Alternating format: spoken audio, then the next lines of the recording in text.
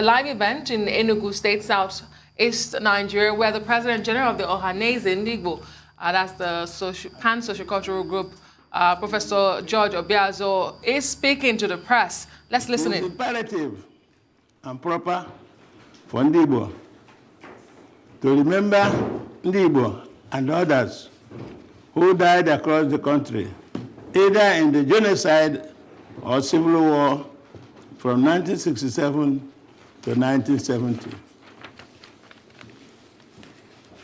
Ohaneze Ndigbo worldwide urges the governors of the Southeast to roll out the Bubago security outfit urgently. Ohaneze Ndigbo wants to make it categorically clear that Ndigbo will not support breakup of Nigeria, but Ndigbo will not be victims of Nigerian unity. In this context, Ndigbo worldwide consider as unfortunate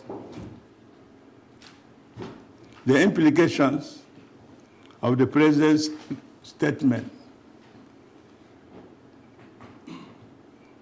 in the Twitter account. The last time I checked or heard a president speak of shock and awe, it was reserved for the enemy, not to citizens. I also want to appeal to all Igbo youths involved in violence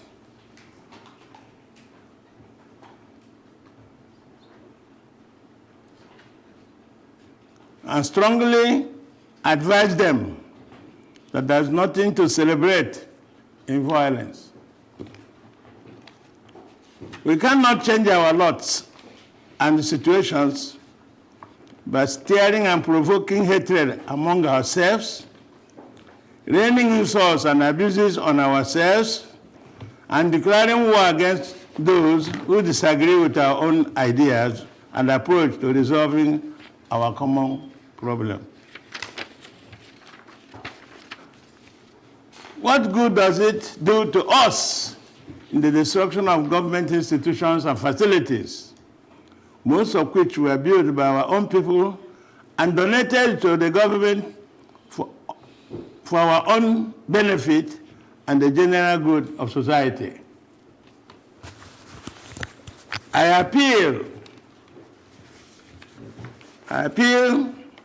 to Igbo youths everywhere to kindly avoid the violence in spite of all provocations. We know how aggrieved we all are, but peace options are the best. Ohaneze once more urges the federal government to reconsider the use of force in resolving the present national crisis.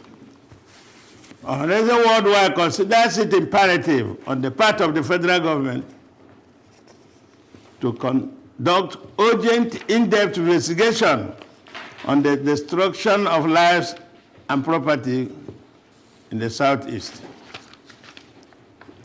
May I repeat that history shows that military and violent means to solve national problems leads to national fractionalization, anarchy, and eventual or inevitable disintegration.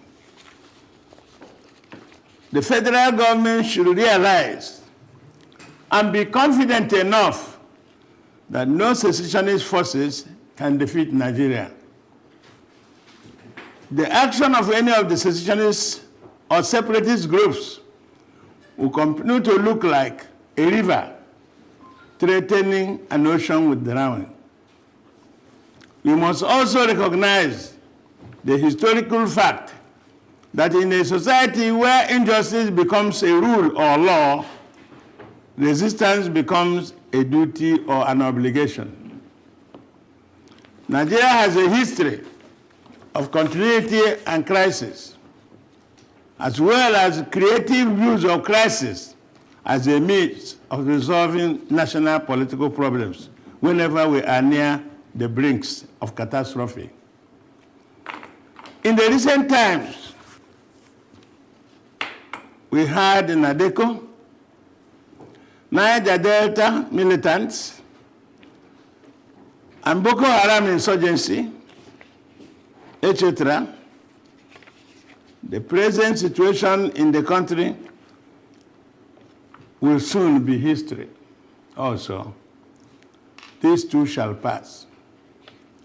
Ohaneze Ndigbo calls for a dialogue to resolve the present national crisis.